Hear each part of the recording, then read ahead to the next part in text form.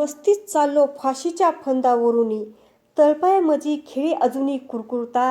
गड्यानो, जिंदगीचा लोभ कधी नव्हता आम्हा, परी अजूनी हवी होती तग हातात.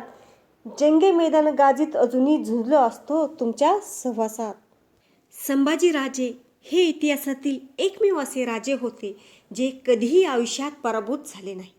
वयाच्या 16व्या वर्षी त्यांनी पहिलं युद्ध जिंकलं. 7 किलोची तलवार घेऊन 102 लढाया केल्या. त्यांचा पराभव कधीही झाला नाही. शस्त्र आणि शास्त्र या दोन्ही विषयामध्ये महारथ प्राप्त केलेले महापराक्रमी राजा होते. वयाच्या 13व्या वर्षी बुद्धभूषण संस्कृत ग्रंथ लिहिला.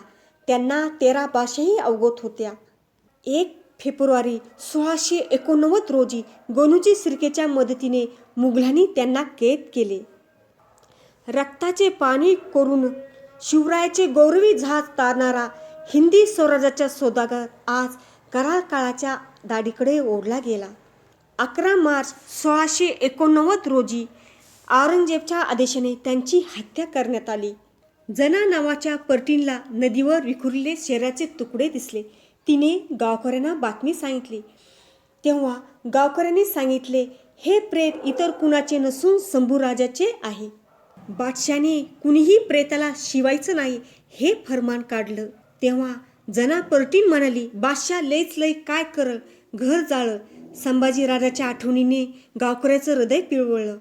बेवारस व सडलेले प्रेत त्यांचं अग्निसंस्कार करून मुक्ती द्यावी असं शास्त्रपुराण सांगतात असे गोरखनाथ बुवा म्हणाले. तेव्हा गावकऱ्यांनी संभाजीराजाचे शरीराचे तुकडे गोळा केले.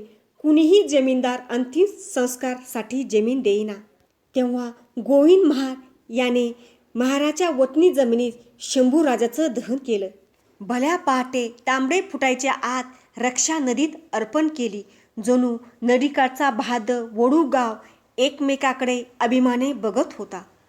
पूर्वजाची थोर पुण्याई म्हणून शिवाजीचा हा पराक्रमी बाळ चिरनिद्रा घेण्यासाठी येथे आला.